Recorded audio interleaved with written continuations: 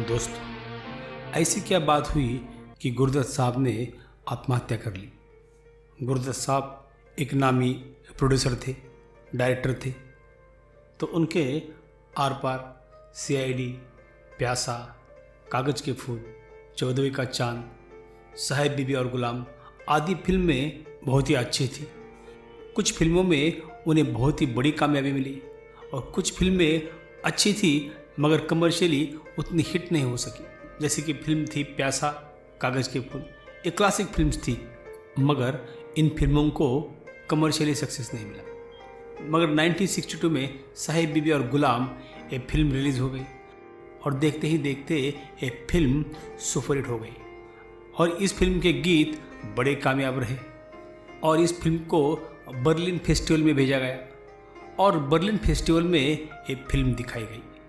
मगर वहाँ पे इस फिल्म का सब्जेक्ट लोगों के समझ में नहीं आया, इसलिए गुरुदत्त बड़े उदास हो गए और वो बर्लिन से इंडिया वापस आ गए। उन दौरान उनकी वाइफ गीता दत्त के साथ भी उनके रिश्ते बिगड़ रहे थे और वो अपनी ज़िंदगी में उदास थे। काफ़ी लोगों का ये भी कहना है कि वहीदा रहमान के प्रति वे काफ़ी आकर्षित हुए थे।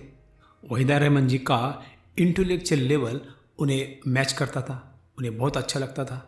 गुरुदत्त जी जो भी कहना चाहते थे वो वहीदा रहमान जी समझ पाती थी, इसलिए गुरुदत्त उनके साथ काफ़ी वक्त बिताते थे और ज़्यादातर गुरुदत्त उन्हें ही अपने फिल्मों में एज एक्ट्रेस लेते थे।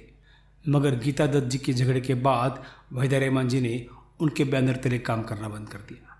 उन दौरान गुरुदत्त कई सारे फिल्मों में काम कर रहे थे और उन्होंने खुद की और एक फिल्म शुरू की थी। उस फिल्म का नाम था बहारें फिर भी आएंगी। उन्होंने और इस फिल्म के लिए उन्होंने काफ़ी कर्जा लिया था। ऐसा कहते हैं कि 10 लाख रुपए का कर्जा उस वक्त उन्होंने इस फिल्म के लिए लिया था। गुरुदत्त अपने पर्सनल लाइफ में बहुत ही बेचैन थे। वो मुंबई से भागना चाहते थे। वो कभी चेन्नई जाते थे तो कभी महाबलीपुरम में रहते थे। वो अकेला रहना ज़्यादा पसंद करते थे। तो उन दौरान उनकी फाइनेंशियल कंडीशन भी बहुत अच्छी नहीं थी और वो बहारें फिर भी आएंगी ये फिल्म बना रहे थे। इस फिल्म की 80% शूटिंग पूरी हुई थी मगर गुरुदत्त को लग रहा था ये फिल्म नहीं चलेगी, मगर वो फिल्म को स्क्रैप भी नहीं कर सकते थे क्योंकि उन्होंने मार्केट से काफ़ी पैसा उठाया था। तो अपने पर्सनल लाइफ में भी गुरुदत्त काफ़ी दुखी थे। तो फिल्म राइटर अबरार अलवी जो गुरुदत्त साहब के बड़े अच्छे दोस्त थे, वो कहते हैं जिस दिन गुरुदत्त जी ने सुसाइड किया उस दिन वो उनको मिले थे क्योंकि बहारें फिर भी आएंगी इस फिल्म का आखिरी शॉट लिखना था और उस शॉट में फिल्म की हीरोइन माला सिन्हा पागल हो जाती है, ऐसा शॉट था। तो ये सुनने के बाद गुरुदत्त जी ने अबरार अलवी साहब को कहा, यार मैं भी पागल हो जाऊंगा। वो बोल रहे थे कि उनका एक दोस्त है जो पागल खाने में है, उन्होंने उन्हें खत लिखा है और उसे पैसे की ज़रूरत है, पर खत पढ़ने के बाद तो ऐसा लगता नहीं कि वो दोस्त पागल है। वो अलग अलग बातें कर रहे थे। गुरुदत्त साहब ने यह भी कहा ये फिल्म रिलीज़ होने के बाद माला सिन्हा बहुत बड़ी स्टार हो सकती है। ये सब बातें हो रही थी। तब अबरार अलवी साहब को ऐसा कभी नहीं लगा कि गुरुदत्त साहब ऐसी कुछ हरकत कर सकते हैं। जब मैं शाम को 6:30 बजे पहुंचा वहां तो अपने लास्ट सीन इसका बारे फिर भी आएंगे तो उसका डिस्कस कर रहे थे। वो लिख रहा था मैं। ड्रिंक उन्होंने 5 बजे शुरू कर दी थी। बहुत ज़्यादा मॉर्बिड थिंकिंग थी, क्या बताऊं, बहुत लंबी बातें हैं काफ़ी। तो बहुत मॉर्बिड थिंकिंग थी लेकिन वो डिस्कस करते थे। मैं तो I was involve in the scene, वो डिस्कस कर रहा था। वो बहक जाते थे थोड़ा थोड़ा, कुछ इधर की बातें करते थे, कुछ पागलपन की बातें करते थे। एक दोस्त का जिक्र करने लगे कि एक दोस्त का जिक्र जो कि पागल खाने में उसका लेटर आया है, वो कैसे कहता लेटर से बिल्कुल पागल नहीं रहता। फिर हल्के से जबान से निकल गया, अब तो ऐसा लगता कहीं मैं पागल ना हो जाऊँ। मैं कैसी बातें कर रहे हैं, कैसे आप क्यों पागल होंगे। तो he was very very disturbed. 1 बजे रात तक मैं उनके साथ था, खुले नहीं। And if I had known he is going to do that mad thing तो मैं उन्हें छोड़ के आता भी नहीं। मैं समझा ठीक था। मैं तो I was so involve in finishing the scene, last scene. उसके पहले रात को खाना खाने के उन्होंने नहीं खाया। उन्होंने कहा if you don't mind I would like to retire. मगर ये बात तो बिल्कुल सही है कि गुरुदत्त साहब डिप्रेशन में चले गए थे। 9 अक्टूबर 1964 में बहुत सारी चीज़ें हुई। उसी दिन उन्होंने बच्चों को अपने स्टूडियो में बुलाया था।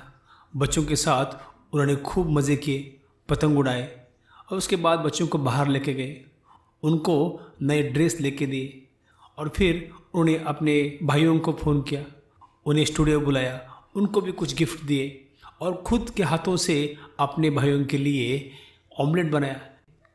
तो ये पूरा दिन उनका बहुत अच्छा जा रहा था। बाद में इनकम टैक्स के भी कुछ लोग आए, उनके साथ भी उनका कुछ डिस्कशन हुआ। तो ये सभी बातें हो रही थी। उस दिन उन्होंने कुछ शूटिंग भी की थी। तो ये वो दिन उनके लिए अच्छा ही था, ऐसे कोई बहुत बड़ी बात नहीं हो रही थी। इवनिंग होते होते उन्होंने ड्रिंक लेनी शुरू कर दी और फिर उन्होंने गीता दत्त जी को फ़ोन किया और कहा कि वो अपने बेटी को मिलना चाहते हैं, उससे बात करना चाहते हैं। गीता दत्त जी ने साफ मना किया। उन्होंने कहा कि आप पूरा दिन बच्चों के साथ थे, फिर आप अपनी बेटी को क्यों मिलना चाहते हैं। मगर गुरुदत्त जी को ये बात बहुत बुरी लगी। उन्होंने कहा कि वो खुद की बेटी को मिलना चाहते हैं, उसे आप भेज दो। अगर आप नहीं भेजोगी तो आप मेरा मरा मुँह देखोगी, ऐसा गुरुदत्त जी ने फ़ोन पे कहा और उन्होंने फ़ोन रख दिया। तो उसी दिन बहुत देर रात गुरुदत्त साहब जी ने राज कपूर साहब को फ़ोन लगाया और उन्होंने राज कपूर साहब को विनती की कि वो उन्हें मिलने अभी आए और वो उनकी कागज की फुल फिल्म उनके साथ देखे। वो अपना क्रिएशन राज कपूर साहब को दिखाना चाहते थे, उनके साथ फिल्मों के बारे में डिस्कस करना चाहते थे और उनसे कुछ सलाह मशवरा भी वो चाहते थे, क्योंकि राज कपूर की फिल्म में बड़ी धूम मचाती थी और आम लोगों को उनकी फिल्में पसंद आती थी। मगर गुरुदत्त जी की साहब बीबी और गुलाम ये फिल्म वहाँ पे लोगों के समझ में क्यों नहीं आई, ये सब बातें वो राज कपूर साहब के साथ करना चाहते थे और उनसे कुछ सलाह मशवरा करके वो और कुछ सीखना चाहते थे और कुछ डिस्कस करना चाहते थे। ये बात उन्होंने राज कपूर साहब को फ़ोन पे कही। राज कपूर साहब ने कहा, बहुत देर हो चुकी है, मैं कल सुबह आपको ज़रूर मिलने आऊँगा और आने के बाद हम ज़रूर फिल्म देखेंगे। मगर राज कपूर जी को क्या पता था कि ऐसा कुछ होने वाला है और गुरुदत्त जी इतने डिप्रेशन में है, इसका उन्हें अंदाज़ा बिल्कुल नहीं था। बाद में राज कपूर जी को इस बात का बड़ा मलाल रहा। उन्होंने कहा, अगर उन्हें थोड़ा भी पता होता कि गुरुदत्त जी ऐसा कुछ करने वाले हैं और वो इतने फ्रस्ट्रेट हो चुके हैं तो उन्हें मिलने वो ज़रूर जाते थे। शाम होते होते गुरुदत्त जी बहुत ही फ्रस्ट्रेट हो गए। इतनी अच्छी फिल्में बनाने के बाद उन्हें बहुत बड़ा कमर्शियल सक्सेस नहीं मिल रहा था। गीता दत्त जी से वो बेहद प्यार करते थे और वो भी उनसे दूर जा चुकी थी और वहीदा रहमान जी भी उनके साथ काम नहीं कर रही थी। ये सभी माहौल में वो बहुत अकेले हो गए और ये उनको सहन नहीं हुआ और शराब में स्लीपिंग पिल उन्होंने मिला दी और इस प्रकार से उन्होंने दुनिया को अलविदा कहा। बिछड़े सभी बारी बारी। उनकी नाकामी में एक बात यह भी थी कि वो वक्त से पहले पैदा हो गया था।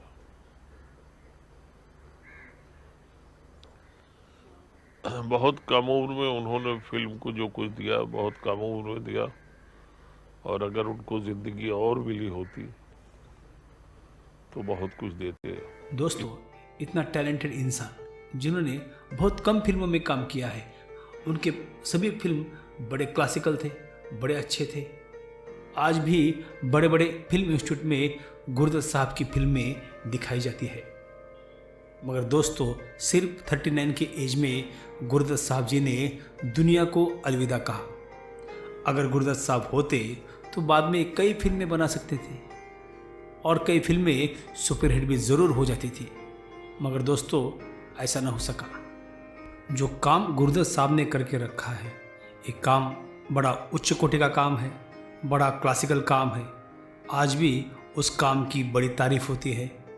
उन्होंने जो फिल्में बनाई है, जिस फिल्मों का डायरेक्शन किया है, जो एक्टिंग की है, उसकी मिसाल आज भी कायम है और इसी रूप में गुरुदत्त जी हमारे साथ जुड़े हैं और वो हमारे लिए मौजूद है।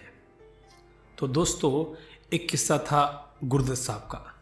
तो दोस्तों उनकी बहारें फिर भी आएगी इस फिल्म का क्या हुआ और किशोर कुमार का इस फिल्म का क्या नाता है, ये मैं बताऊंगा आपको अगले एपिसोड में। तो दोस्तों फिर इस प्रकार की और कहानियाँ मैं आपके लिए लेके आऊँगा। अगर आपने ये चैनल सब्सक्राइब नहीं किया है तो दोस्तों इसे सब्सक्राइब करें। जय हिंद, जय भारत।